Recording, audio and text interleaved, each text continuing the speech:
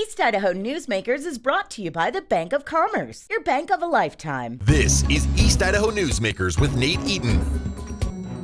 Welcome to East Idaho Newsmakers. We are on location today, as you can tell, in Pocatello at the Don Aslett's Museum of Clean, here with the man himself, world known all over the place, Don Aslett. Thanks so much for talking with us today. Hey, Nate, it's good to be here. Good to be here. Well, in my own place. In your own place. You're at home here.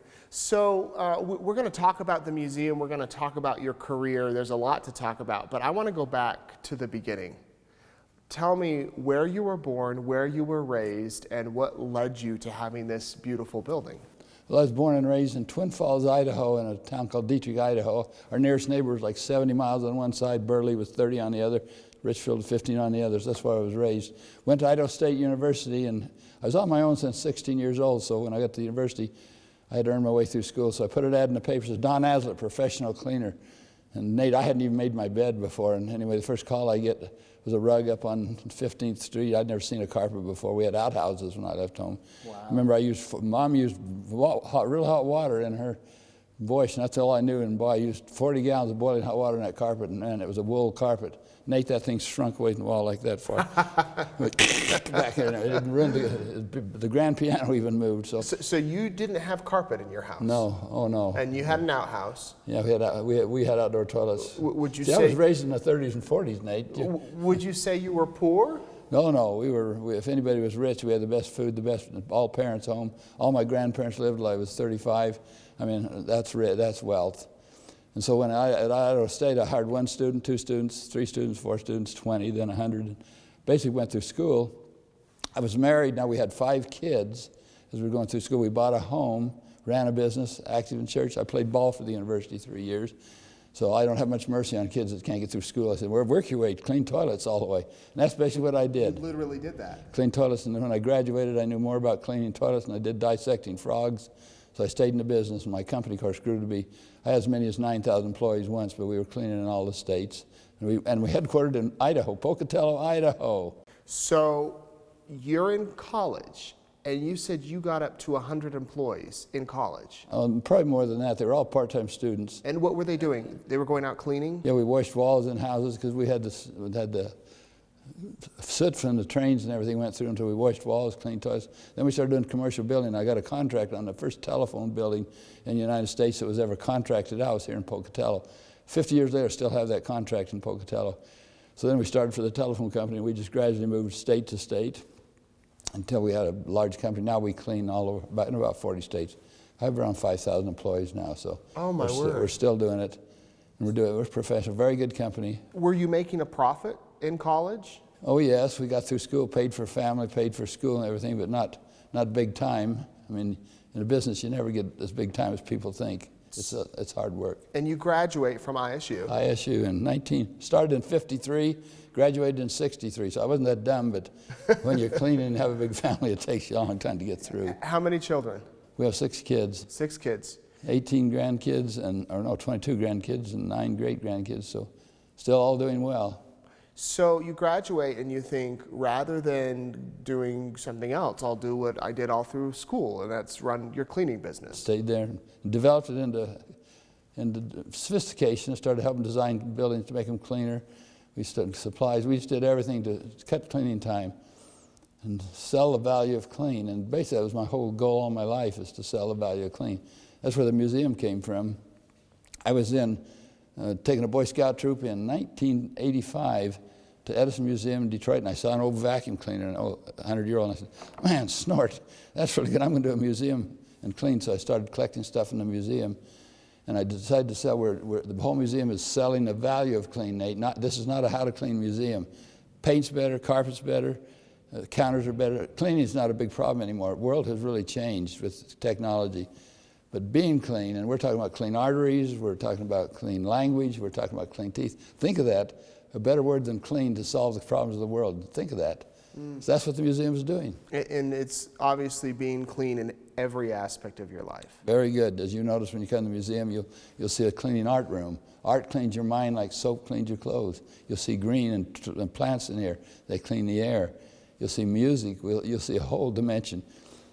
Nate, I have 12,000 pieces in this museum, and there's hardly any on cleaning, only a few on mops and brooms like people would expect. So it's a real treat. The museum really is incredible. I'd never been here before we walked in today. When did you decide, was it on that scout trip in 1985, that I want to do something more and open a museum? Yes, and I want to do it really well. I started collecting. Of course, I own a city block where the varsity office is up on 5th Street. So I said, I'm going to start a little collection. So I bought this block down in here. And people get out. I mean, I'll give you a good example. Yesterday, a car drove in, a lady runs out of the car. Harry, come here. You'll never believe this. They clean. You expect, clean's a hard sell. You expect a little old porch back. And they walk in this whole city block and 80,000 square foot building and 12,000 pieces. I'm on the board of a museum at Idaho State, and you can do that in 10 minutes in a museum, and it's 2,000 square foot. This is incredible. It's incredible to do it. So it's always a surprise. People come in. I mean, But you opened in 2012. 12. So from 1985 to 2012, were you just collecting items? Collecting and planning items and print, writing books, and doing everything about cleaning, getting little things like it. I decided to go big time. I found a collection in Boston, wrote a check for $300,000 and bought 200 pre-electric vacuums, ones you did before, before you could plug things in, you had to do that. I made some pretty good deals. I mean, one was... Yeah, let's see this. This is I thought this was a rolling pin. This is a 200-year-old German piano cleaner. And I paid $1,130 for this, 200 years old, really good. 6 months later on eBay, I found one on eBay for $4.95. Same thing? Same thing, exactly. So you notice in the museum, you'll see 4 of those, Nate, as you go through the museum. It looks in really good shape. It is. But if you can read German, I love it when you read German. The Germans read. Do you read German? I don't. That's a Steinbeck, everything. So this, you obviously push this, and it just blows air into the piano. So we've got everything. We got it's incredible the things we have in this museum, as we maybe talk about a little later. But that's just an example. You start finding the different kind of vacuums. You graduate, and at that point, is the cleaning business just cleaners, just people going out and cleaning people's houses? Yeah, we were generally house cleaning. Home. We did a few commercial buildings, a few business, insurance, lost jobs. If we'd have a fire, or even a suicide or something where there'd be a mess, and we'd just go clean it up. We went and did that, but we learned to clean, and learned to do it better than what most people were doing it. And we did it in Pocatello. Nate, it's a funny thing, but people say, Pocatello, Idaho, you have to clean. But I learned something in business. We had a philosophy, be so good they come after you. I never had a marketing department. And we said, if you really, really do good service, people keep coming. So basically, you're going to do a museum of this magnitude, not in Salt Lake City or Denver, but in Pocatello, Idaho Falls, or wherever we are here. But people generally go to a museum once, Nate. They generally go one time to a museum. I don't know how many times you've been to the Potato Museum or but one time. I have visitors now coming 5 and 6 times to this museum, coming back again because we have things that the kids can play with, and it's interesting. And they tell their friends. So basically, we had 30,000 visitors last year. We just keep going up like this and get it all from reputation. Of course, we're number 1 on TripAdvisor. We're number 1 on AAA. We're number 1 on all. And the thing. In fact, tell me about this game. In fact, there's a game. This is pretty interesting, but there's a game called 10 Days in the USA. And a thing like that, out of Russia, out of England. And what they do, if you're going to the United States, they send you this, and they send the thing Nate was holding up. They send you a map, and then they pick one thing in every state that's the most important thing to see. Like in California's Disneyland, Temple Square in Utah, Yellowstone Park in Wyoming. In Idaho, Nate, what is it? The Museum of Clean, hands-on fun to inspire a cleaner world. Go and get clean. Can you believe that in the whole world we got recommended in the United States? So finally we're getting attention, Absolutely. And still it's the word clean. It's the success of the museum. We get a lot of repeat and everything. It's been really fun. Yesterday we had France, and right at the end of the day I had South Korea with a translator. That's pretty tough to do. Man, how do you say vacuum in Chongqing? I almost could pronounce it, but not quite. Nate, I'll tell you the best thing. We get first and second grade, 6 and 7-year-old and 5-year-old kids in here. Beautiful children. They walk in this door and they're just wiggling with excitement. They play. We have a big globe they play, and they do windows and everything else. Great joy.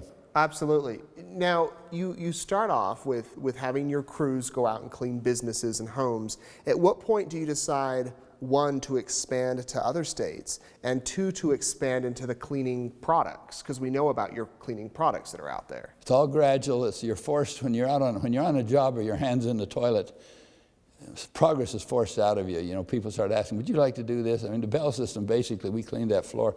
The first bell system building contracted in the world in the United States was in Pocatello, Idaho. We still have the contract 60 years later. The phone company, the Bell phone company. So they said, you want to come out and clean batteries? And we'd never cleaned batteries before. They showed us how we cleaned batteries.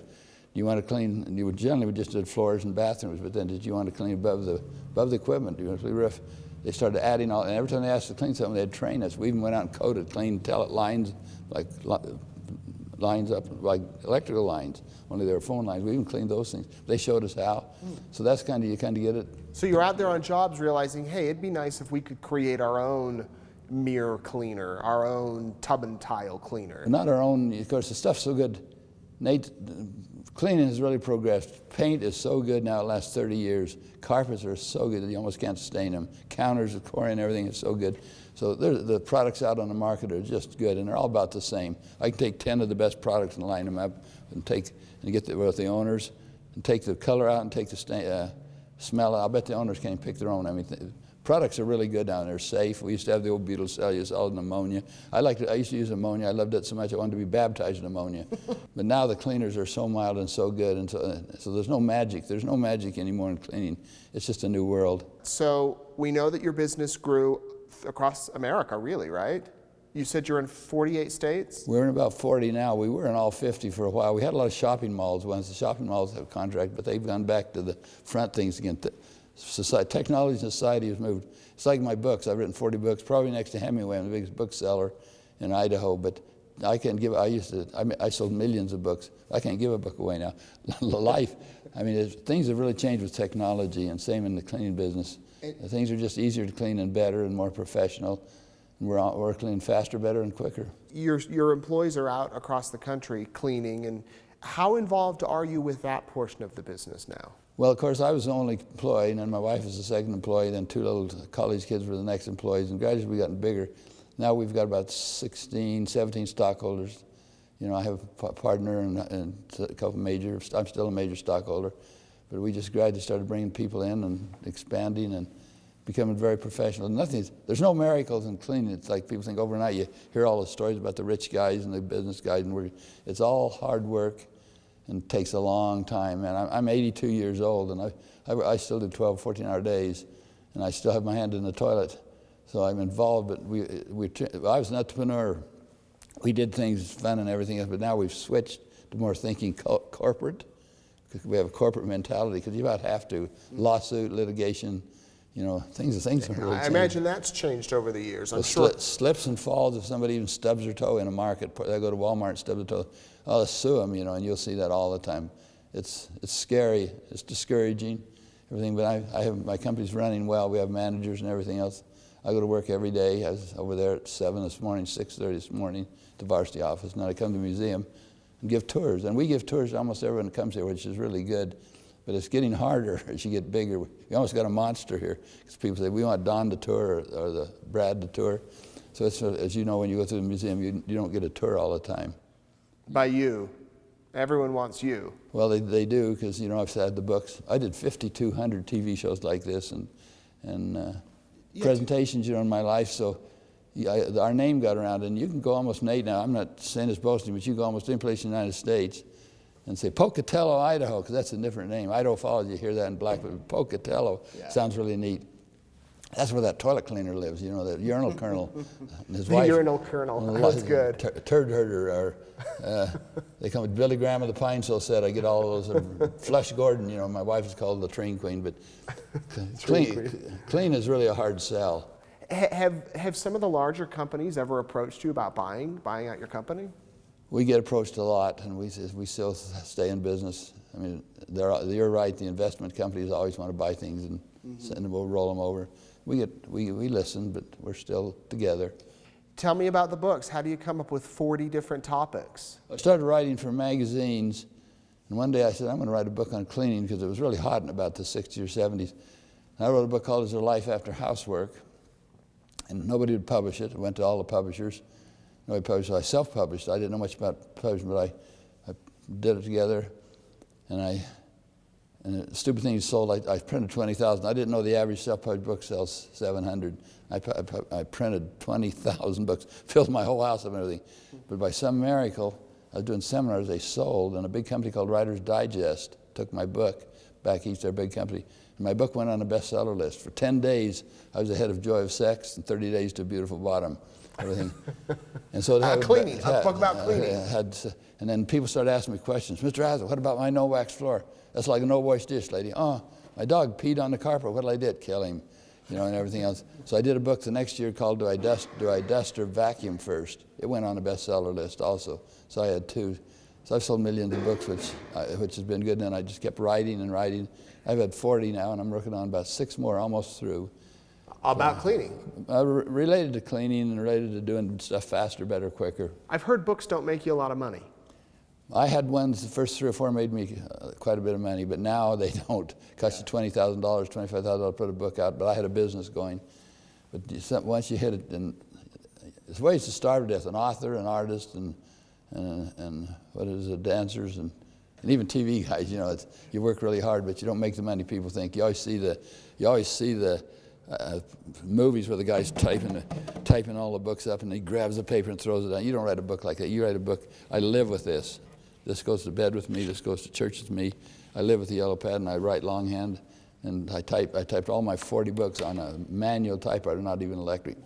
Wow. Drove my whole office crazy. I finally learned to type on a computer, but I can do better because you type by revelation, you type by feeling, or you write by feeling, and so you do it on that. So you keep writing books, and I get more out. I write for the Journal, Idaho State Journal. I write poetry. I'm well read. I like that because I like it. But productive poetry. It's not Moon and June sweet stuff. We should have you write for East Idaho News. I sure do that. You could do a column on cleanliness. I could do that pretty easy. I've written for several national magazines, and homeschools and stuff like that. You did. Remember, I'm 82, man. I've been kicking around. I've stayed in my business.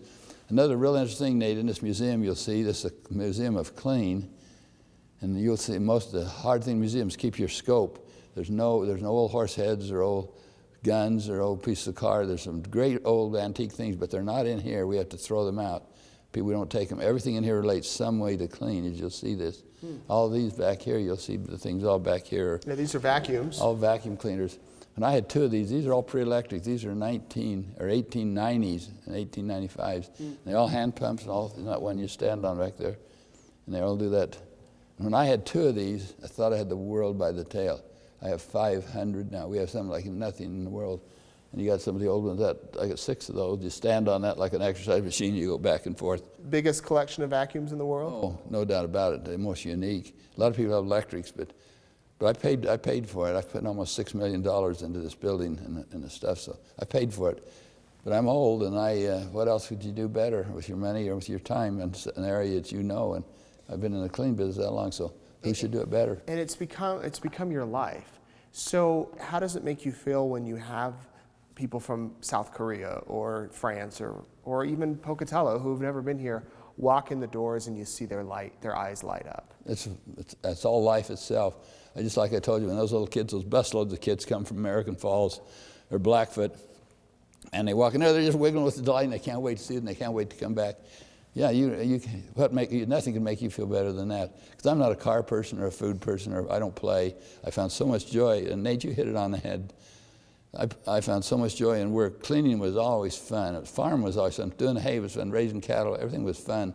And so my work has always been fun. And people think you're a workaholic, but when you have something that changes life, and you hit it right on the head, that makes you feel really good. I mean, to help other people, and this museum has done that. It stays with people. It teaches the value of clean. And when I ask those kids, what about clean language? What about clean arteries? What about clean movies? What about your clean mind, your clean thoughts? You think of that. In fact, this building is about 80,000 square foot. We still got 3 floors we're filling up. The top floor will be clean as relates to health. I'm talking to doctors and nurses, and the whole floor. It will be an hour up there. What relates to health better than clean? You think of that: clean water, clean air, clean gods. The biggest thing in hospitals is cleanliness. And we're going to be teaching that. we have a place over there where we pay happy birthday with a toilet plunger and a mop and a vacuum. Happy birthday to you. We have a great sense of humor. In fact, I get the tourists, especially I love the Californians. I made electric bowl brush. And because I said, boy, you know, electricity just hates urine, and you stick that down the toilet, and clean the toilet. It really works out. And people go, they all think that's really good. So I have a lot of fun with that. And the biggest reason I did that because we honor doctors, and we respect doctors, which we should. When they walk by us in the hospitals, we clean. They're all, we go, look at that. So I said, my janitors, we're just like dentists. We're both working in enamels. They're just important. So I made these for my janitors. We put these around their neck like a stethoscope. There you go. We had them walk through the That's great. museums. And every day something new comes in this place. Every day. And people bring it in. Some guy from a submarine says, do you want a submarine toilet, Don? I go, yeah, I want a submarine toilet. So that'll be in. Notice I've got a trash compactor from Discovery that went to the moon. You paid for it, by the way. He didn't know it, but it's sitting over there. So we got these things that we let people touch and feel and participate in this. So it's a phenomenal place. Well, I'm going to have to come back with my family. I know my little kids will love that. What's the biggest thing you've learned as a businessman in the cleaning business? I've learned that you can't farm from the coffee shop. You got to keep your hand in the toilet. You got to be on the job. For some reason, people picture business people with a Mercedes and taking vacations and everything. If you're going to build a business, you got to be there, and you got to love it, and you got to feel it, and you got to put the hours in. So I've learned that you put the time in, you pay for for progress. So many people think it's easy, and it isn't. If you're a farmer, if you're really good in your job, just like you guys are doing this film, you guys are three of you here. You came early. You're working, and that's the biggest thing I learned in business. You just keep your hand in the toilet and love what you do. If you don't love what you do, then change jobs. Don't whine and complain about it. Do something else. And I love what I do. What's been your biggest failure? Oh, I have a lot of them. Yeah, really, I did pretty good I bought a lot of real estate, but when you get old, I own a beautiful home in Hawaii on the city block. You create monsters, and as you get older, they have to be fed. And when you're 50, 40, I painted this place when I was 75, man, that's young. But all of a sudden. You painted it? Oh, yeah, I of course had help after, but I airlifted, but I'm a licensed paint contractor. So everything, I'm sure you have the money to hire a painter. Yes, but you still do stuff on your own. Everybody does. So all of you have money to remodel your own house and do a lot of things, but you still do it yourself because that's what you do. But you hit it good, Nate. That's a big problem now in life. You can't do everything like you used to do it. So a lot of your stuff is work now, but it's still fun, and you create a monster on your own, but it's still fun. If you could change anything, go back to your 30-year-old self, what would you say to that person? What would you change? I'd probably keep better journals and spend more time, as one person said, I'd spend more time with my kids. But I spent a lot of time with my kids because they went with us and they all learned to clean and they worked in the business and everything else. So when you go back and look at it, you say, keep better records. Probably the biggest thing, though, I'm healthy as heck, but I could live to be 120 years old if I'd eat that stupid stuff that isn't good for me, So a diet. You're a pretty healthy eater now. Very more as you get older, you eat less and you eat better. So just a lot of little things. You have to work on a job. Probably read more. But I like writing, keep good records. But I did that when I was young, and I'm glad I did now because I use it and I publish it. Are your kids pretty involved in the company? They all were. When they grew up at 8, 9 years old, they worked and cleaned on the job, and they all did. My daughter's married really productive men, good people, so they have men that support them. My 2 sons worked to build. My one son built this and designed this beautiful design building. Unbelievable. It's going to be a green, and we'll talk about that some other day, but it's going to be a green platinum building. That means the highest you can do it. For instance, I light all the parking lot in this whole building outside with 1,100 watts. That's what your toaster draws. Wow. And you see those windows. I'll tell you one last thing. An architect came in here and says, Don, the biggest problem in the museum is museum fatigue. Museums are dark and your ankles and butt hurt. Sunlight cures that. So you look at this museum, as you look around, you'll see I did $1 million worth of windows in this thing as we remodeled it. So there's no magic to it. It's just every day you try to look at the big happening. You win a lottery, something big happens, and it never happened in my life. Everything happens at the time gradually, and all of a sudden you find yourself saying, man, I like this, and you always want a little more. You always think you can do a little better no matter where you reach. to answer your other question, no matter where you reach, you can always see, you know, I can do this a little better. I can give this tour a little better. And that's what we do. How have you found happiness in this? Doing what I really like and changing others' lives. You know, I come with the bottom line in life. Man, I've had a good life. Every day's been enjoyment. Every day. All four of my grandparents lived. I was 35. Good parents. I never saw them argue. I've never been sick. You know, I had broke a couple bones, but never been sick. And that's just, who couldn't be happy with that and love what you do? Every day you go to work, you get excited going to work and everything else. A little frustrating you get older because you get tired. I never used to get tired. Yesterday, it was like 3 o'clock, we'd been given tours. I couldn't move, man. I said, you're going to take me home in a hearse. At 3:15, in came the whole contingent of North Korea, and then came the guys from France, and 3 big families came in, and so we didn't get here almost 6 o'clock. We closed at 5. And you drag home, but it feels pretty good. So that's the big frustration, is getting all this, losing energy. You get tired. I never ever got tired. I could work till 10. I have a farm, beautiful farm, and all the posts I planted and everything. But now I get tired. I get home at 6 o'clock, a 12-hour day, and I'm ready for bed. I'll watch a John Wayne movie or do something, but I can't move. Well, I have to tell you that normally we schedule these a few weeks in advance, and I emailed you, I think, Sunday night, Monday. Don called yesterday, and we're here less than 12 hours later doing this. So, and I appreciate that very much. Well, I'm saying that most people need advance notice, but you were more than willing and welcome to do it. Did it in the morning, when most people are still sleeping. You guys got to get your butts out of bed and got to work and everything. That's also getting up early and working late is. I like what your name tag says. It says Don Aslett, museum founder, volunteer. You're more than a volunteer. I mean, you could say owner. Why volunteer? You know, once you're in the clean business, you're no better than anybody else. You stay the same, you start learning. Clean has really been a hard sell. We punish our kids with it. You little snot behave, you clean your room. You guys better study. You're going to be a toilet cleaner all your life or janitor. See, you guys are neat guys, and people love you. I mean, you're a big interviewer, a big TV man. You ought to be a toilet cleaner. I cleaned my toilet last night, actually. It's a hard sell. My favorite one was that people go to shake hands with me. I used to go, just clean the toilet with that hand. Oh, and people pull their hand out of the way. I did Regis filming for about 15 years in New York, and I was on his show one morning. And, hi, Don, good to have you on the show. And he put his hand out, and I said, hey, Regis, I just cleaned the toilet with that hand. He grabbed my hand. That's okay, Don. I just picked my nose and everything else. So we put this whole place has a sense of humor. As you go through this museum and all place, you'll be laughing. The smiles never leave people's faces. Is there a biography in the work? I've already done that. I got it. It's a big, thick one. I had 8,000 type pages over my life, and I kept journals. Edited it down to 2,000 and down to 1,200 and then to 600. So I got a bio called How I Swept My Way to the Top. My wife hasn't read it. My bosom partners haven't read it, but it's hanging in there.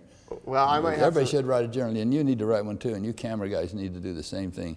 Your life is really important to your kids someday and everything. You ask what I do again. Keep good records. That's a good question you ask. Yeah. Keep good records, because your life is important. Your legacy is important. Plus, you review back what you did. Did I do that? I can't believe I did that. Yeah. But we don't savor. We go through on to the next. Well, Don, it's been a delight talking to you, and we're so happy that you invited us into the museum. If you haven't been, here's the map. I mean, there's a lot to see and do. You could spend all day here. The Museum of Clean in Pocatello. We really appreciate you talking to us. I think we could say you're an icon in East Idaho. Well, I'm kind of alone in my world because I'm a janitor, and most people do the janitor to get to a better job. And I say, I'm stuck with this, but I'm going to do this one job better. And it worked out. The most famous janitor in the world. It works out. I don't know about that, but oldest now. Oldest. Thank you so much for being with us here on Newsmakers, and thank you all for watching. We'll be back next week for another edition. Have a good week. East Idaho Newsmakers is brought to you by the Bank of Commerce, your bank of a lifetime.